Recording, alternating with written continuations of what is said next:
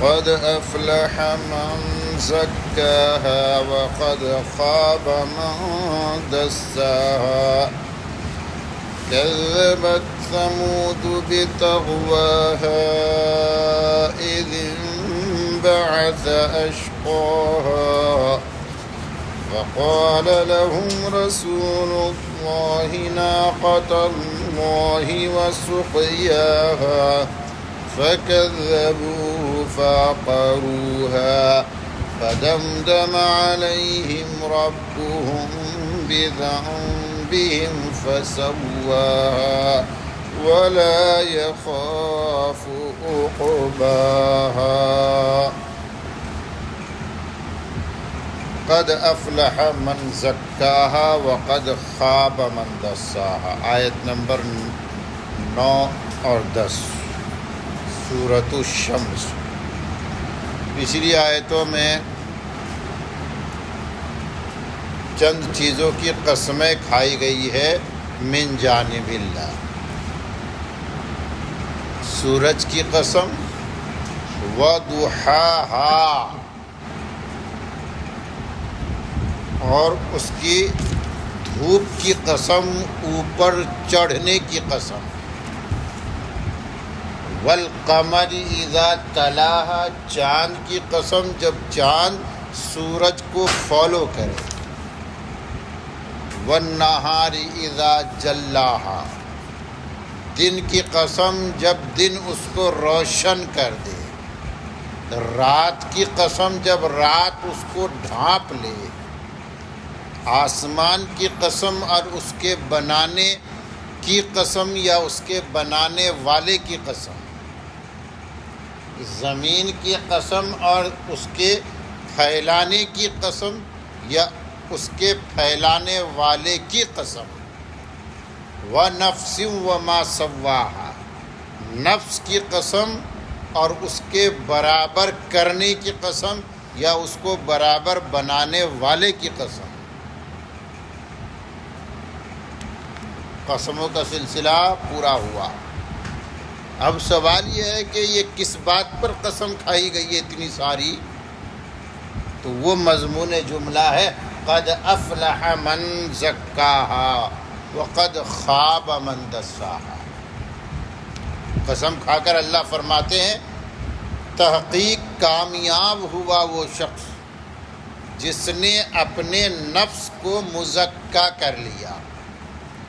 وقد خواب اور تحقیق ناکام ہوا شخص جس نے اپنے نفس کو خاک آلود کر دیا، مٹی میں ملا دیا.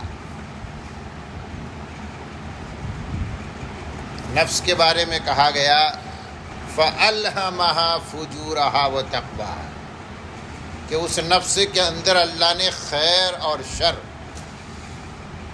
دونوں کی صلاحیت رکھ دی ہے.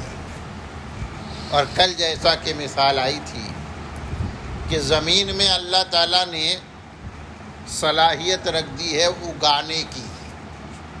اس میں اچھی چیزیں بھی اگ سکتی ہے اور خراب چیزیں جھاڑ جنگل نقصان دہ چیزیں بھی اس زمین میں اگ جاتی ہے. اچھا بھی اگے گا برا بھی اگے گا. اب کاشتکار کی محنت کیا ہونی چاہیے؟ کون سا کاشتکار فارمر کامیاب کہلائے گا؟ جو زمین کا تزکیہ کرے،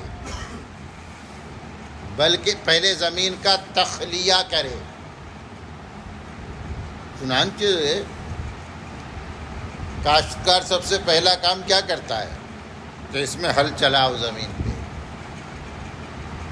ہل چلانے کے بعد کیا کرتا ہے کہ ادھر ادھر کی جو چیزیں پڑی ہوئی ہے، جھاڑ جنگل، کہتے سب کو نکالو.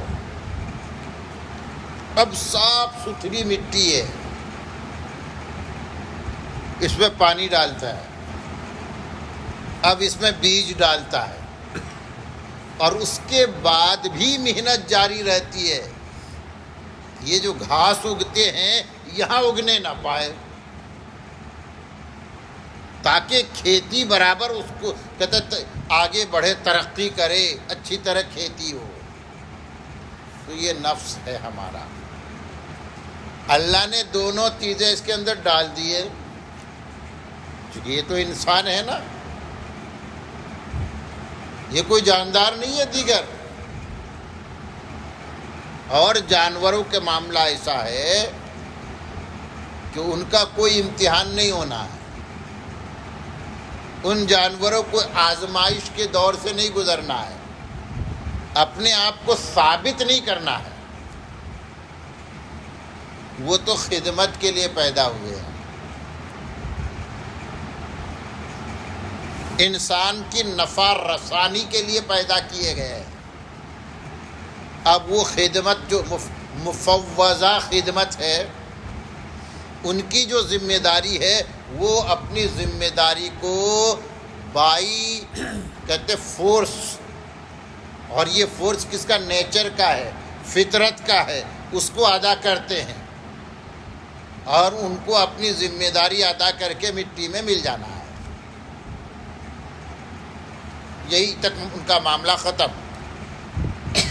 انسان کا معاملہ یہ ہے کہ یہ مخدوم کائنات ہے، کائنات کی ہر چیز اس کا خادم، اور یہ مخدوم ہے، خدمت لینے والا ہے، اور اس کو ایک بہت بھی بڑی ذمہ داری ہے اس کے سر پہ ڈالی گئی ہے، اور وہ ذمہ داری ہے احکام شرعیہ کی ذمہ داری، کیسے اللہ کا حکم پورا کرنا ہے،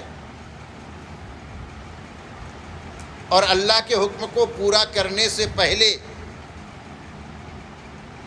اپنے نفس کا تزکیہ کرنا ہے۔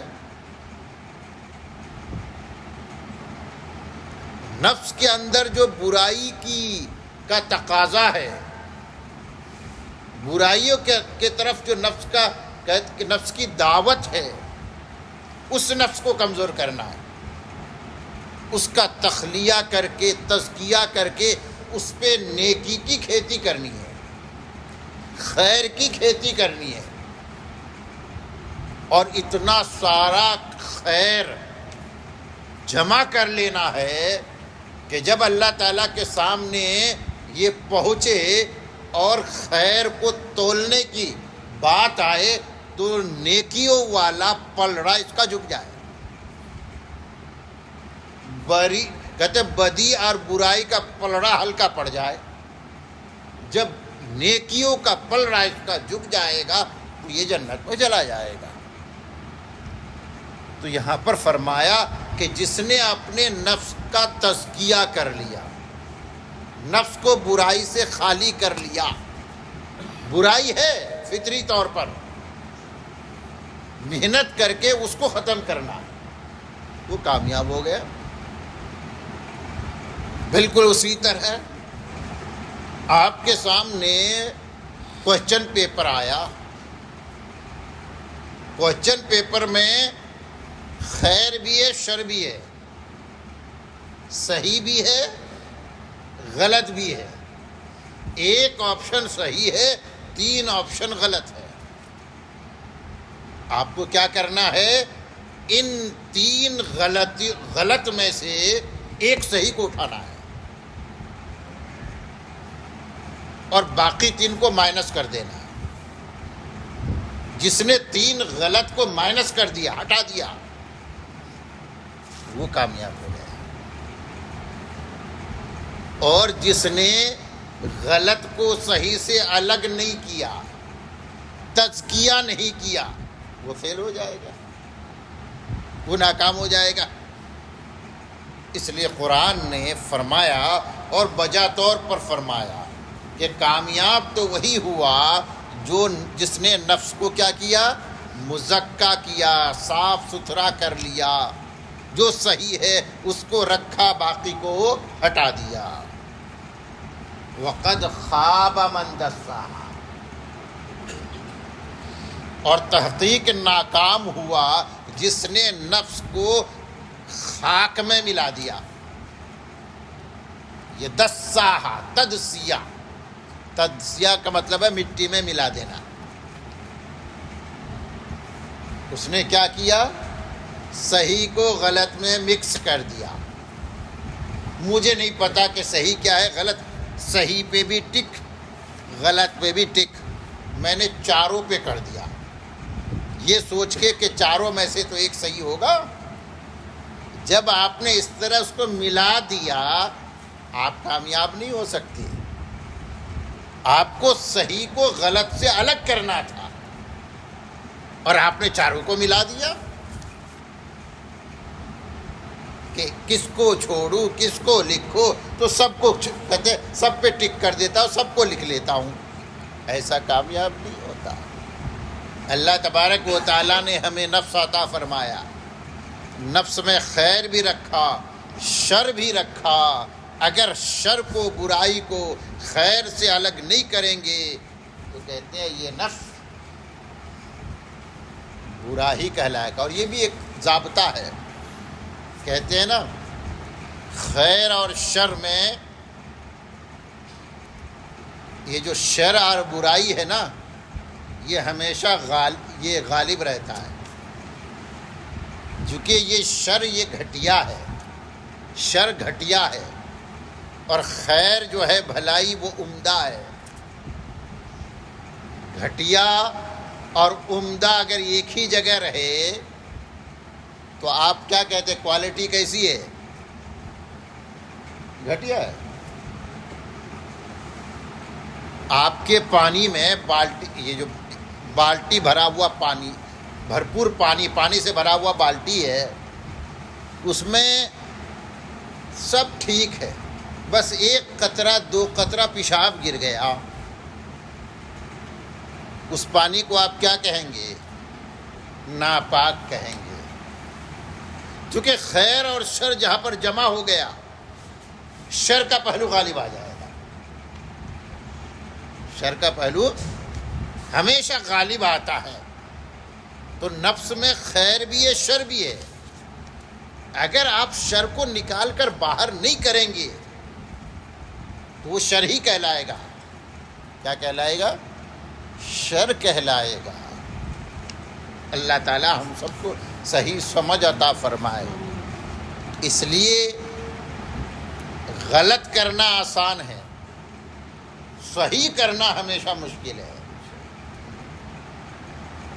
چونکہ غلط تو صحیح کے ساتھ کھپ جاتا ہے، غلط صحیح کے ساتھ کھپ جاتا ہے، لیکن صحیح کبھی غلط کے ساتھ کھپتا نہیں ہے.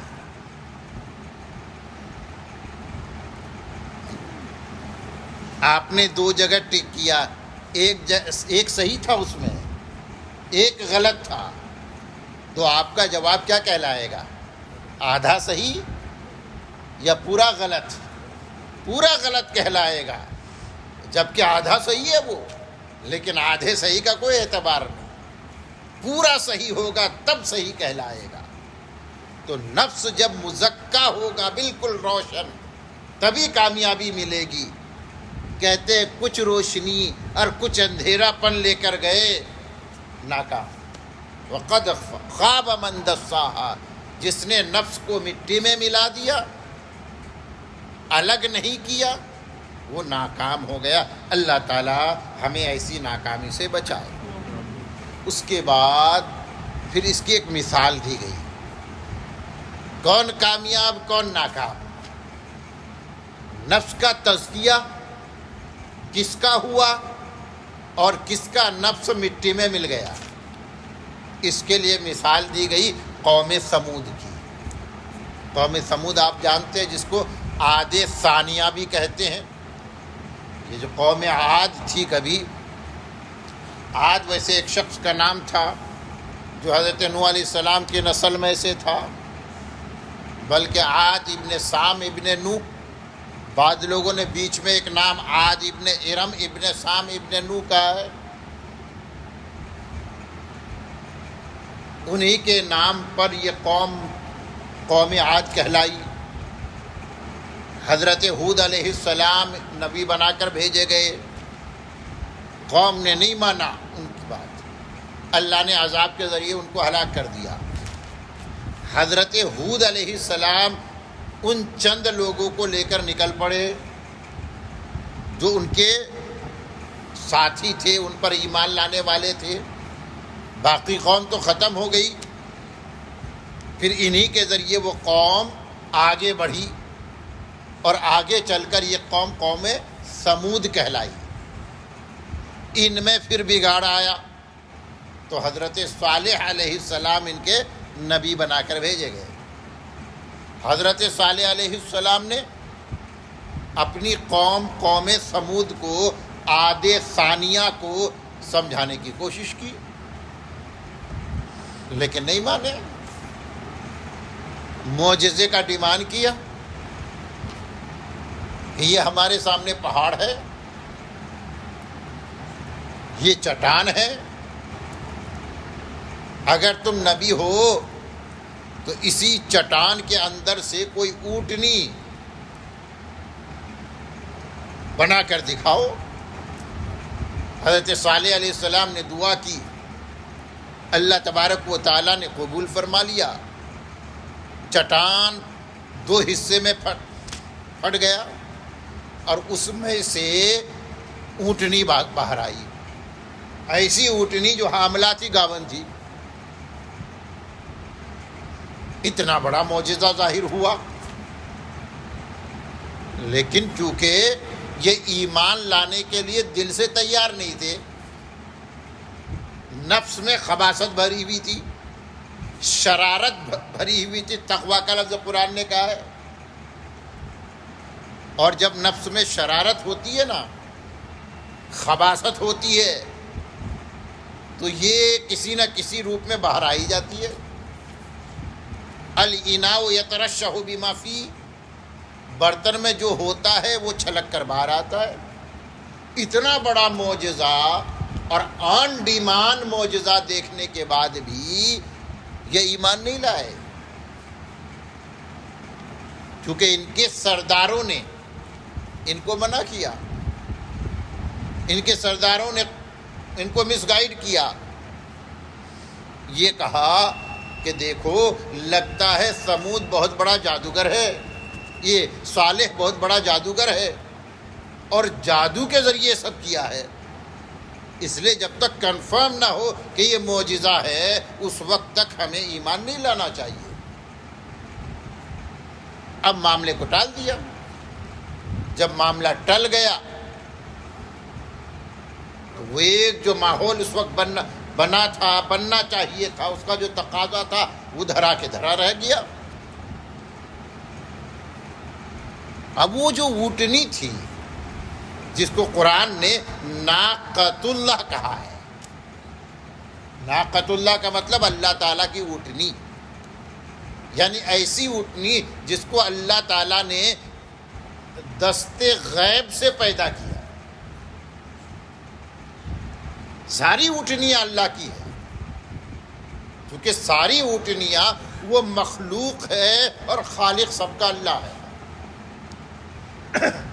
لیکن ساری اونٹنیاں پیدا ہوئی تھی اللہ کے حکم سے، سبب ظاہر کے واسطے سے، کہ اونٹ اور اونٹنی میں ملاپ ہوا، اختلاط ہوا، اونٹنی حاملہ ہوئی، بچہ پیدا ہوا اونٹنی کا. لیکن یہاں پر وہ بات نہیں تھی کہ اونٹ اور اونٹنی کا ملاپ ہوا ہو، بلکہ بلا اختلاط کے اللہ تبارک و تعالیٰ نے محض اپنی قدرت سے چٹان میں سے اونٹنی نکال کے بتایا. اس لیے اس کو ناقۃ اللہ کہتے ہیں. اس کی نسبت ڈائریکٹ اللہ کی طرف ہو جاتی ہے. اب یہ جو ناقۃ اللہ تھی، یہ گھوم رہی ہے، پھر رہی ہے. پورے گاؤں میں ایک ہی کنواں تھا جس کا پانی یہ لوگ پیا کرتے تھے. اب اونٹنی ہے تو اس کو پانی چاہیے، اور اونٹنی میں اللہ تبارک و تعالیٰ نے ریزرو ٹنکی بھی رکھ دیا ہے. ویسے تو یہ بھوک اور پیاس کو برداشت کرنے والا جانور ہے. نہیں ملے گا کھانا چلے گا 2-1 دن تک، پانی نہیں ملے گا چلے گا، لیکن اگر چاہیے تو اس کا پیٹ بہت بڑا ہے. اس کو کھانا بھی زیادہ چاہیے، پانی بھی زیادہ چاہیے، اور یہ ٹھہری اللہ تعالیٰ کی اونٹنی، جب یہ پانی پیتی ہے تو پورے کنویں کا پانی پی جاتی ہے۔ لوگوں نے واویلا مچایا، جائے صالح اس اپنی اونٹنی کو اپنے پاس قید کر کے رکھو، یہ آتی ہے اور سارا پانی پی جاتی ہے، تو ہمارے جانور کہاں سے پیئیں گے، ہم کہاں سے پانی پیئیں گے؟ تو اللہ کے حکم سے حضرت صالح علیہ السلام نے ان کے سامنے ایک آفر رکھا کہ ایسا ہے تو ایک دن پانی اس اونٹنی کے لیے چھوڑ دو اور ایک دن تم پانی لے لینا، اور جس دن تم کو پانی نہیں ملے گا اس دن پانی کے بدلے اللہ تعالیٰ پانی ہی کی طرح اس کا دودھ تمہیں دے گا۔ کہتے اتنا دودھ نکلتا تھا کہ حملہ اٹھنی تھی، بچہ پیدا ہوا تو اب اس سے دودھ ملتا تھا، اور اتنا دودھ دیتی تھی وہ اللہ میاں کی اونٹنی کہ یوں سمجھو کنویں سے پانی نکل رہا ہے۔ تو ان کے لیے تو بہت اچھی بات تھی کہ ایک دن پانی کے بجائے دودھ پی لیں گے اور اس دن پانی ذخیرہ بھی کر لیں گے۔ اسی طرح معاملہ چلا، ٹھیک ہے۔ لیکن جب بھی یہ اونٹنی ادھر ادھر جاتی تھی لوگوں کی نظر اس پہ پڑتی تھی، لوگ اس کی طرف متوجہ ہوتے تھے، لوگوں میں چرچا ہوتا تھا، اچھا یہی ہے اونٹنی۔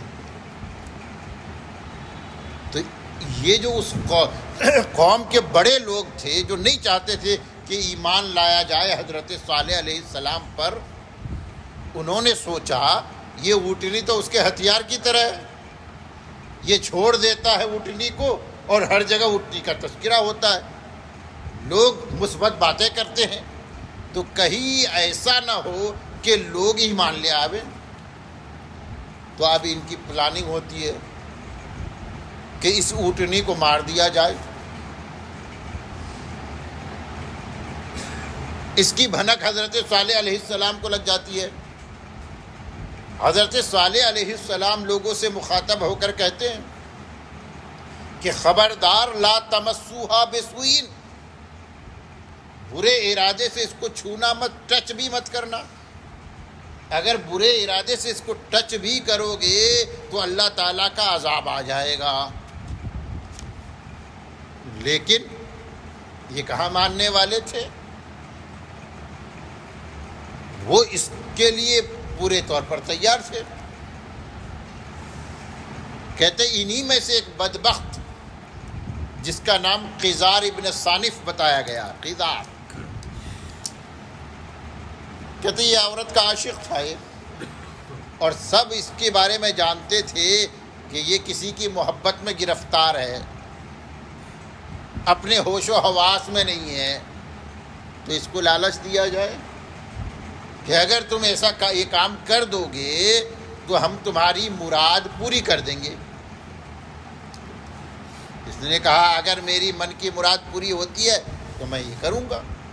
چنانچہ سب کے مشورے سے، کرنے والا ایک، لیکن اس پر آمادہ سارے کے سارے تھے، اس لیے قرآن نے جمع کا صیغہ استعمال کیا، فَعَقَرُوهَا، ان سب نے، یعنی ان سب کے مشورے سے، رضامندی سے قزار نامی شخص نے اس اونٹنی کی کونچیں کاٹ دی، اس کو قتل کر دیا۔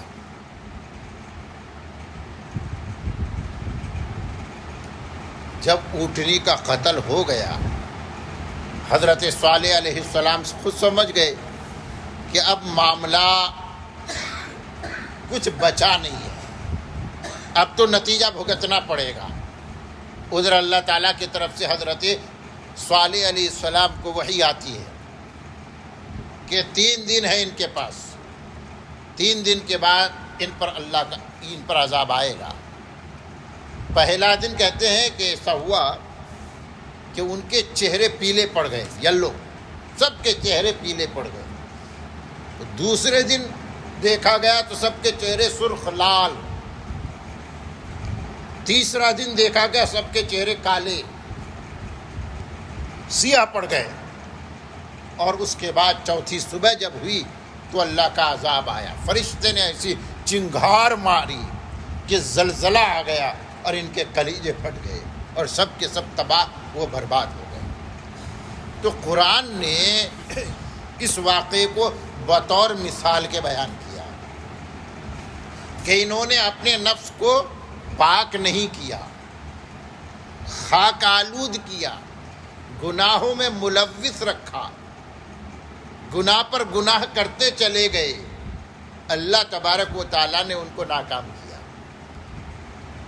اصل کامیابی ناکامی تو آخرت کی ہے، لیکن دنیاوی اعتبار سے بھی ناکامی ان کے حصے آئی، اور یہ اللہ کے غضب کے مستحق ہو کر اس دنیا میں کہتے ہیں کفر کی موت مرے۔ اسی کو قرآن کہتا ہے کذبت ثمود بتقواہا، سمود نے جھٹلایا بتقواہا، اپنی شرارت کی وجہ سے، طغیان، سرکشی، بدماشی کی وجہ سے، اذ انبعث اشقاہا، جب کھڑا ہوا ان میں سب سے بدبخت آدمی، بدبخت سب سے کیا نام بتایا میں نے؟ قزار۔ فقال لهم رسول اللہ، ان سے اللہ کے رسول نے کہا، کون ہے اللہ کے رسول؟ صالح علیہ السلام، ناقۃ اللہ وسقیاہا، خبر رکھنا اللہ کی اونٹنی کے بارے میں، وسقیاہا، اور اس کے پانی پینے کے بارے میں کوئی گڑبڑی مت کرنا، یہ اللہ کی اونٹنی کو تکلیف مت دینا، اور اس کے جو پانی پینے کی باری ہے اس کی خبر گیری کرنا، خبر رکھنا، اس میں کوئی گڑبڑی مت کرنا کہ جس دن اس کی باری ہوگی تو پانی پہلے ہی ختم کر دو، چپکے سے پانی نکال لو، اس طرح کی حرکت مت کرنا۔ فَكَذَّبُوهُ، لوگوں نے حضرت صالح کو جھٹلایا، فَأَقَرُوهَا، اس اللہ کی اونٹنی کی کونچیں کاٹ دی، فَدَمْدَمَ عَلَيْهِمْ رَبُّهُمْ بِذَنبِهِمْ، اللہ تعالیٰ ان کے رب نے ان کے گناہوں کے سبب ان کو برباد کر دیا، توڑ پھوڑ کے ختم کر دیا، فَسَوَّاهَا، اس کا معاملہ برابر، توڑ پھوڑ کے اللہ نے برابر کر دیا، وَلَا يَخَافُ عُقْبَاهَا، اور اللہ تعالیٰ اس کے انجام سے، اس آیت کو کل کریں۔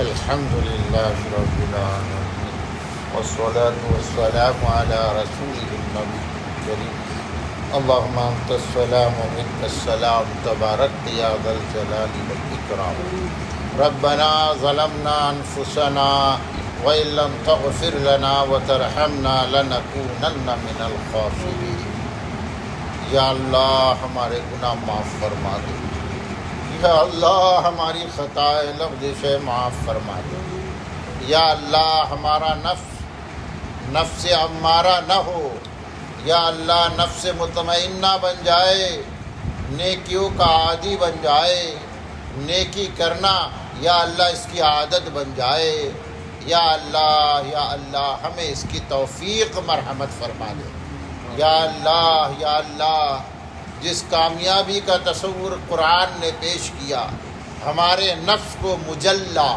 مصفہ، مزکہ بنا کر یہ کامیابی ہمارے لیے مقدر فرما دے، یا اللہ جس ناکامی کا تصور قرآن نے دیا ہے، یا اللہ ہمارے نفس کو اس طرح ملیا میٹ ہونے سے بچا لے، خاک آلود ہونے سے بچا لے، شر کے غلبے سے ہمارے نفس کو بچا لے، یا اللہ پاکیزگی والی زندگی عطا فرما دے، تقوی و طہارت والی زندگی عطا فرما دے، نفس کی شرارتوں سے بچا لے، نفس کی خباثتوں سے بچا لے، یا اللہ ہمیں نیک بنا، اپنے نیک بندوں میں شامل فرما، یا اللہ دنیا میں عافیت عطا فرما، لمحہ لمحہ عافیت عطا فرما، دنیاوی آفات سے، شرور و فتن سے ہم سب کی حفاظت فرما، یا اللہ امت مسلمہ کے حال پہ رحم فرما، ہر فرد امت کی جان، مال، عزت و آبرو کی حفاظت فرما، سبحان ربک رب العزت عما یصفون وسلام علی المرسلین والحمد للہ رب العالمین۔